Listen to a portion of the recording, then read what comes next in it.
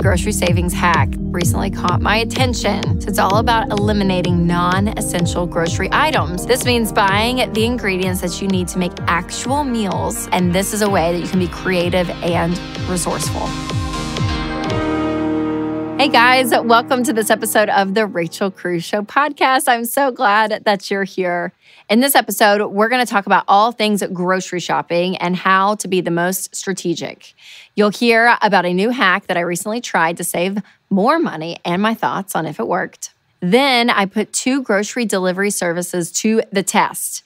Which one is the best deal, who was faster, and whose was more expensive? But first, let's talk about 7 grocery mistakes I don't want you to make. Take a listen. So today, I'm going to be reacting to 7 shopping mistakes you don't want to make when grocery shopping. If you've ever had to make adjustments to your monthly spending, whether you're paying off debt or you're getting on a budget, you know how much money food costs every single week. So it's really important to have a plan and to think strategically about your grocery shopping. So stick around to hear my thoughts and drop your own tips in the comments as we go, because I love to hear what you guys do to save money on groceries. So make sure to share those. All right, so let's dive right in. The first one is not taking inventory of existing items. So before you head to the store, take time to look inside your pantry and your refrigerator to see what you already have. And this is the number 1 contributor to food waste in the kitchen, which is 100% avoidable. Most people can't easily recall whether they have kale in their fridge that's fresh or not when they're out shopping the aisles. So listen, it is tough because we don't have great memories always of what we have. So make sure to take note. Take note of condiments that you already have, of back stock in your freezer so that you're not doubling up every time you go to the store. And this is mine. For some reason, when I make my grocery list, you guys, and I think like, okay, do I have feta cheese already? Do I have, and I'm thinking through some of this stuff. Is it expired? Is it not? The sour cream, especially. Getting up and going to the refrigerator and looking for some reason just feels like a mountain to climb at times because I'm like, I just want to get my list, do it all, and be done. But getting up and actually looking at your inventory, you guys, it will save you money, I promise. And it's like a terrible feeling. I've done this again. Sour cream. I don't know why that's one coming to my head, but buying multiple sour creams. And then you go put it in, you're like, oh yeah, I have 3 containers of sour cream. Why can I not remember that I have sour cream? So it saves you money and lowers that anxiety. Okay, up next is not making a list. So yep, I just mentioned that I make a grocery list. I love this idea of making a list because listen, we cannot remember everything from memory. So when we go down the aisle, especially if you're shopping in person, if you don't know what you have and what you need, you're going to end up buying more. So even if you're not type A, keeping a list going on the notes app on your phone or on the refrigerator is crucial for staying organized. Again, so when you go to the store, you know what to buy. And if it's been top of mind throughout the week, you're less likely to forget something when you're shopping. So don't cram for the test the night before and make a mental list in your head when you go shopping. Record it in advance, and it is so helpful. We do this at our house. We have a little dry and erase board that's on the side of our refrigerator, and I just kind of keep notes throughout where I'm like orange juice or whatever that we have that we're getting low on or that we need. And I go to that list. I'm able to like shop through that. And when I know what meals we're going to make. So the list is so helpful for me. So if you're not doing that, implement that. Next is shopping out of order. So this is an interesting one. So to maximize your time at the store itself, just do it in one easy sweep. It is way more frustrating when you're spending extra time searching for individual items constantly. So if you're more likely to get distracted, pick up items that you don't need and spend more money when you don't have a natural order that you're following. So start with produce so that you feel healthy, all the things, and then start going out the aisle. Especially if you shop at the same store, you kind of know how it's laid out. So make your list that way. So again, it's easy when you get in, you know exactly where you're going. All right, the next mistake that happens when you grocery shop is shopping for one meal at a time. When you're meal prepping for the week, buy food that can be converted into multiple meals throughout the week. So instead of buying 4 types of meat for all separate meals, especially if it's expensive, buy just one affordable meat and pair it with all different things throughout the night. This personally is one of my favorites. Now, I sometimes have to kind of spread out and get creative with this. But I love the idea of like cooking ground beef and knowing like, okay, we can split this, put some in red sauce for Italian, take this, we can use for tacos. Like being able to use for multiple meals, it helps with food prep, it helps with time, and saves you money. So all the way around, I agree with this one. Next is being close-minded. So browse the international aisles and try something new, and actually can be very cost-effective. And I find this, you guys, when it comes to spices. Spices in the international aisle are usually cheaper than when you go down the aisle with all the spices. Someone told me that years ago, and that's what I do now. It's amazing. And usually, especially if it's a brand that you're not familiar with, it's usually delicious and wonderful. So think outside the box when it comes to that stuff because it actually can save you money. Our next is shopping for snacks. So people hate on snacking, but the food we eat in between meals is a legit part of our diet and is great for keeping our metabolism running throughout the day. So it's important to do your research and be intentional when it comes to snacking and what's good for you, what's not. Check the ingredient lists, and if it's super long with words you don't understand, it's probably not the best for you. And I'm very guilty of this. I don't do this well, but when you start to see words that you're like, that doesn't feel real, maybe try something else.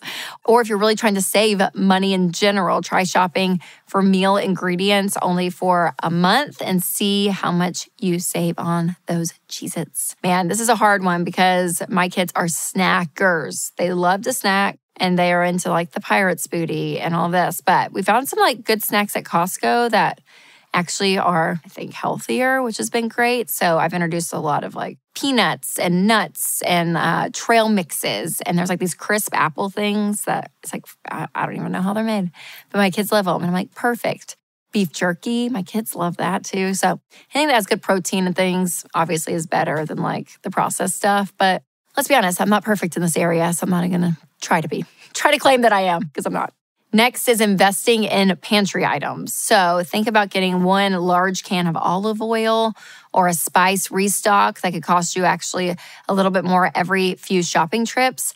But it's a good investment if you're going to use them in almost all of your meals going forward. So again, if you have to go in and say, hey, I'm going to buy, this thing, it's probably going to be more expensive, but I'm actually going to use it all the time, then that's great. So there's a couple of things that you can just have as staples. And even, again, a Costco or a Sam's, if you can buy in bulk those things, it can even save you some money that way. So that's one thing that I have found, which is great. All right, if I could share my number one grocery shopping tip, I think it would be, for me, honestly, it's meal planning. It is knowing what nights of the week we're going to be cooking, what we're doing for every dinner. Because if we don't have a plan, naturally, I'm just order pizza or let's go pick up food.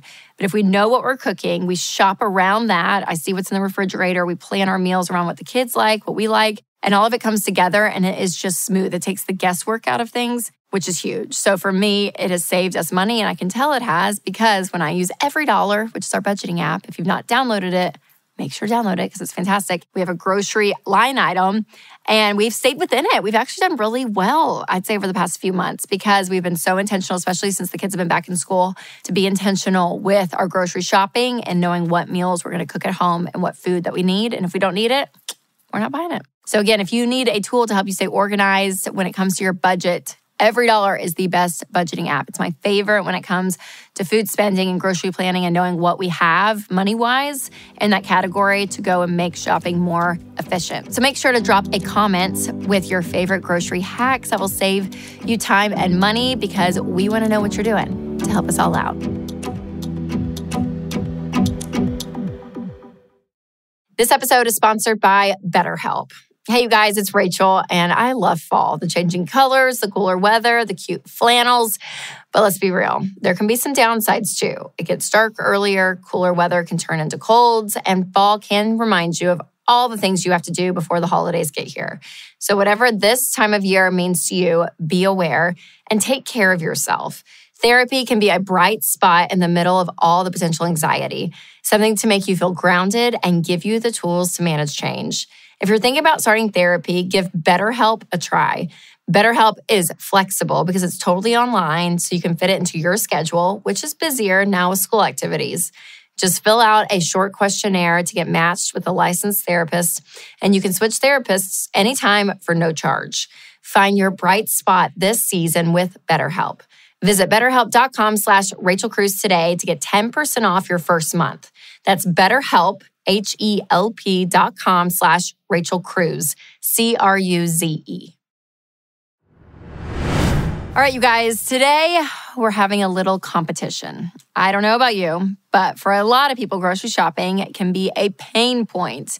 Even if you have a plan and you're budgeting and you're being intentional with your money, it still takes time and effort to put food on the table week after week after week. So one of those options that's made it a little bit easier in recent years is grocery delivery services. And I feel like these got really popular during the pandemic, and now this is a trend and it's stuck around. And we have Walmart Plus, Instacart, Shipt, Kroger Boost, Thrive Market, and so many more. Now, we love Instacart in our house. We got that when COVID hits, and we've still stayed on the train. Now, my producer, Lindsay, we were talking about this because she uses Kroger Boost to save money on gas because it can go to like the gas credits and stuff. So it got us thinking, I wonder which one's better, Kroger Boost or Instacart. So we decided to put it to the test a few days ago, and we each ordered the same 10 items from each delivery service with the same delivery time and sent them to my house. And so we wanted to see, okay, which one was cheaper, which one was a better deal, and which one was faster. So we set a delivery time to be between 9 and 11 a.m. Ideally, like 10:30 is kind of what we were shooting for. So Instacart actually beat Kroger Boost. It was faster, and it also got all the correct items with no substitutions, where Kroger Boost did have one substitution with the milk. So here was the list that I ordered. 2% gallon milk, Nature's Own honey wheat bread, a dozen eggs, 8 ounces of shredded cheddar cheese, strawberries, half a pound of boar's head deli turkey, baby carrots, 1 avocado, and classic hummus. So the total for each of those orders for Kroger was $36.07. Instacart came out to $40. So Instacart was faster, but more of the expensive option. And Kroger Boost was slower, but it was cheaper. And their annual membership is cheaper than Instacart. So Instacart is $100 a year, while Kroger Boost is $60 a year, unless you want to upgrade to delivery in less than 2 hours, and that membership will cost $99. Let's dig into more of the pros and cons when it comes to these delivery services to really see which one is most cost effective. So you got Instacart Plus. These are the pros for these. Very convenient, saves time by not going to the grocery store yourself, same-day delivery, and sometimes as fast as 30 minutes. It's available throughout the U.S. and Canada, and partners with several grocery chains, including Costco and Sam's, even without a membership, which is great. Now, some of the cons are that the prices are more expensive than in-store. It's more expensive of a membership fee, and you have to spend $35 or more to get the free delivery. Any extra expense is like to tip the shopper, where you wouldn't have this extra cost when you were in-store shopping. So those are some cons. Now, Kroger Boost, here are some pros. Very convenient, saves time by not going to the store yourself. You get 4 times the fuel points when you get your groceries delivered on Fridays. You get 2 times the fuel points for every $1 you spend otherwise. So for every 100 fuel points earned, you get 10 cents off a gallon of gas at the Kroger fuel stations, which is actually pretty amazing. And there's personalized deals and digital coupons every week to save money on groceries at Kroger. And no need to tip the Kroger shoppers. They included that in the price of their salary, which is amazing.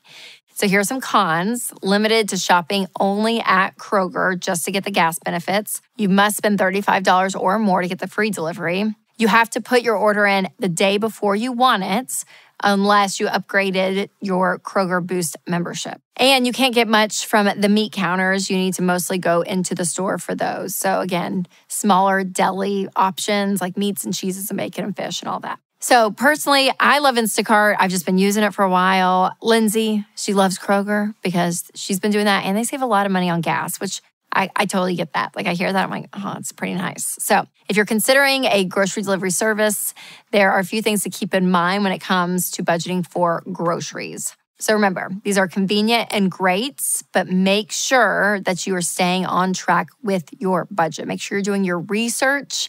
Make sure you know what's going on. Now, one great thing when you're shopping online is you can see the total at the bottom. So if it's over the budget, it's like, okay, we got to back it off. And listen, if you're getting out of debt or saving up your emergency fund, this may not be, something you want to pay for. Maybe you're like, yeah, we're going to cut that $100 a year for the membership and the up when it comes to spending more on groceries, and we're going to shop in person to save money. So remember that. these subscriptions and memberships, they have to make sure that they fit within your budget. So again, if you are kind of in that tighter financial season right now, we have some great resources. I have a grocery savings guide that can really help you meal plan on a budget. So I'll leave a link in the description for you to check that out. And I'm curious to hear from you guys what you think about grocery delivery services. Is it unnecessary? Is it helpful? What do you think? And be sure to let me know your thoughts in the comments and share which delivery service has been helpful for you. Hey guys, it's Rachel. If healthcare costs are increasing while your available choices are decreasing, check out Christian Healthcare Ministries. CHM is a biblically based health cost-sharing ministry, and it's an affordable alternative to health insurance. Find out more at chministries.org/budget. That's chministries.org/budget. So today I want to talk about a grocery savings hack that recently caught my attention. So it's all about eliminating non-essential grocery items, and apparently it can save you thousands of dollars. This means buying the ingredients that you need to make actual meals instead of adding up all the unnecessary food snacks that are on your list. So this idea makes a lot of sense to me, and it's also better for us health-wise because we're not just snacking. So I'm going to talk through this method and then put it to the test based on my last grocery bill. Let's see if this hack would save the Cruz household lots of money, because I have a feeling it would. So I'm going to go to my last order. I'm going to read out what I bought and figure out if this was essential or not.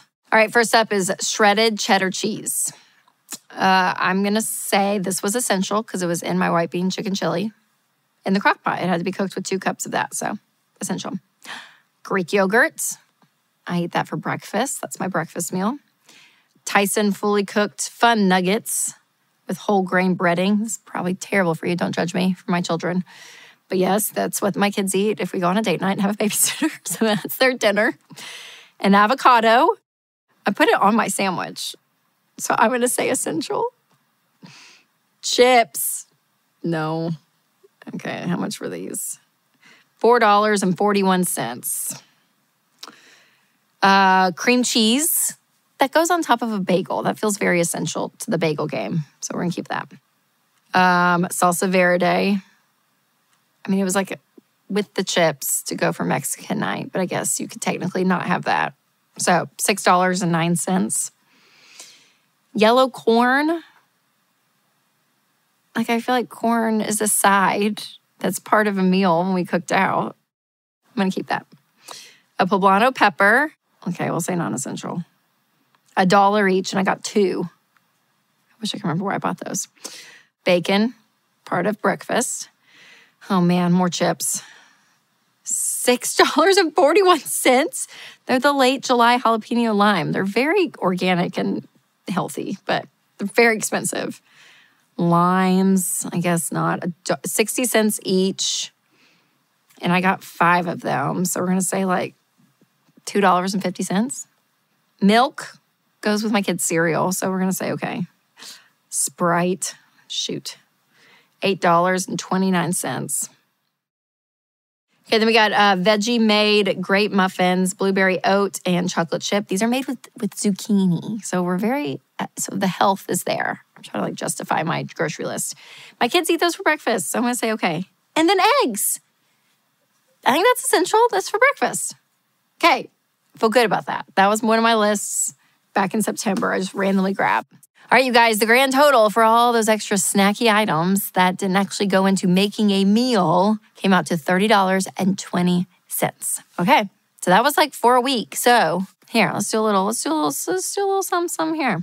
Okay, so just for fun, let's say $30.20 times 4 weeks in a month, 12 months in a year. That would save, wow, $1,449.60.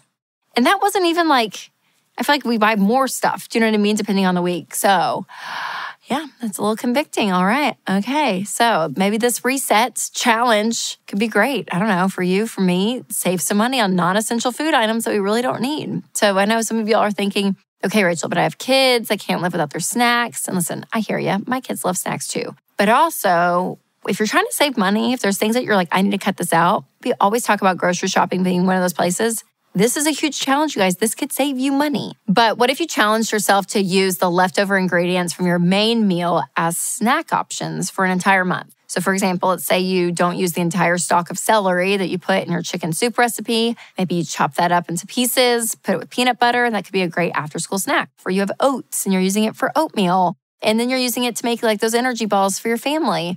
I mean, just think about the way you can use your food that can save you money. And this also can help, again, when you're doing multiple meals. So if you have a leftover, baguette slices from an Italian dinner, maybe you chop them up and use them for croutons on a salad later that week. It's all about putting the excess to good use so that you have less waste and more margin in your budget. And when you stop and think about it, that's a really important challenge for part of your budget because you're always, thinking through ways to save money. And this is a way that you can be creative and resourceful. So I don't know, it was pretty convicting for me just doing that. I thought, man, there's a lot of money to be saved. So, all right, you guys, I'm curious to hear from you all if you try this budget hack. Like if you do, drop your cost comparisons in the comments so we can all see and be encouraged to save some money. And also, if you're looking for a helpful tool to structure your grocery budget, make sure to check out Every Dollar. It is the best budgeting app out there. It's one that my family uses. I open up that app every single day, you guys, track our transactions, keep up with what we're spending, and it makes me feel in control of my money, and I love it. So you guys, like almost $1,500 that I would save on that non-essential stuff. I just can't believe it. Cannot believe it. I'm going to start trying it because, man, it feels good to get that grocery budget down, especially when I have food waste, which always happens every week. I don't know if you feel that way, but it is real. All right, you guys, if you love this episode and love this podcast, if you don't mind leaving a review, it is so, so helpful to hear what you guys are liking. And it helps get in the algorithm to get this show in front of more people so that we can help more people when it comes to their money. And send this episode to a friend who loves grocery shopping, maybe hates grocery shopping, wants to save money on groceries. Anything groceries, send this episode out. All right, you guys, thanks again for listening. And remember to take control of your money and create a life you love.